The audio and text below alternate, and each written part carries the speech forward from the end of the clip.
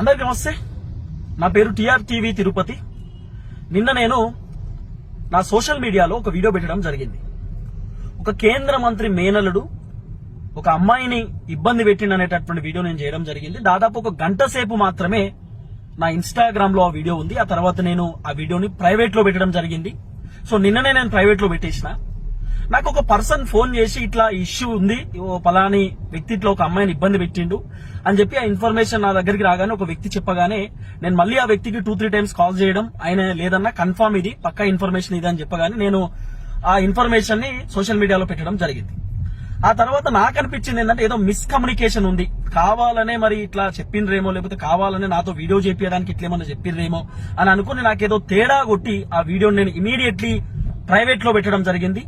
కొంతమంది వ్యక్తులు ఆ వీడియోని డౌన్లోడ్ చేసి సోషల్ మీడియాలో వైరల్ చేస్తా ఉన్నారు. సో అది మిస్కమ్యూనికేషన్. సో నాకు ఇన్ఫర్మేషన్ ఫస్ట్ ఇచ్చిన వాళ్ళే మళ్ళీ ఏదో డిఫరెంట్ తేడా ఉంది అని చెప్పి చెప్పడం, అప్పుడు నేను ఇమీడియట్లీ ఆ యొక్క వీడియోని నేను ప్రైవేట్ లో పెట్టడం జరిగింది. ఇప్పుడు ఆ వీడియో లేదు. అబిడ్స్ పోలీస్ స్టేషన్ లో నిన్న నా పైన కంప్లైంట్ చేయడం జరిగింది కొంతమంది. నేను ఇప్పుడు అబిడ్స్ పోలీస్ స్టేషన్ కి వెళ్తున్నా. నా దగ్గర ఉన్న ఇన్ఫర్మేషన్ ని కూడా నేను పోలీసులకు ఖచ్చితంగా ఇచ్చేటటువంటి ప్రయత్నం చేస్తా. నాకెవరు చెప్పిరా ఇన్ఫర్మేషన్ ఏం జరిగింది ఏందనేది నేను పోలీసులకు ఖచ్చితంగా చెప్తాను. సో నేను చట్టాన్ని గౌరవిస్తా. నేను ఒక బాధ్యత గల పౌరుడిలాగా, బాధ్యత గల జర్నలిస్ట్ లాగా నేను ఖచ్చితంగా వ్యవహరిస్తున్నా. సో కొంత మిస్కమ్యూనికేషన్ అంటే నా దగ్గరకు వచ్చినటువంటి ఆ ఇన్ఫర్మేషన్ ని నేను తీసుకొని వీడియో చేయడం, ఆ తర్వాత ఏదో తేడా ఉంది, ఈ ఇన్ఫర్మేషన్ లో ఏదో డిఫరెంట్ కొడుతుంది అని నాకు వెంటనే అనిపించగానే నేను మళ్ళీ ప్రైవేట్ లో పెట్టేసిన.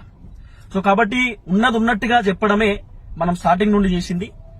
సో ఒక మిస్కమ్యూనికేషన్ వచ్చింది, ఆ వీడియో నేను ఇమీడియట్లీ పెట్టిన. ఆ తర్వాత ఏదో డిఫరెన్షియేషన్ ఉంది, తేడా ఉంది అనగానే మళ్ళీ నేను ప్రైవేట్ లో పెట్టడం జరిగింది.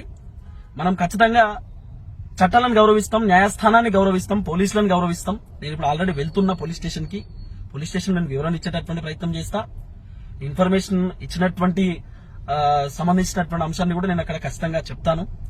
సో ఏది ఏమైనా వీడియో మాత్రం ప్రైవేట్ లో పెట్టేసినాం. మనం చిన్న మిస్కమ్యూనికేషన్ అంటే మనకి ఇన్ఫర్మేషన్ ఇచ్చిన వాళ్ళు ఉద్దేశపూర్వకంగా ఇన్ఫర్మేషన్ ఇచ్చిరో లేకపోతే కావాలనే చేసిండ్రో, మొత్తానికైతే ఇన్ఫర్మేషన్ మనకి ఇచ్చిరో. ఆ తర్వాత నాకు ఆ ఇన్ఫర్మేషన్ తప్పు అని తెలియగానే ఇమీడియట్లీ నేను ఆ వీడియోని డిలీట్ చేయడం జరిగింది. చూద్దాం ఏం జరగబోతుందో.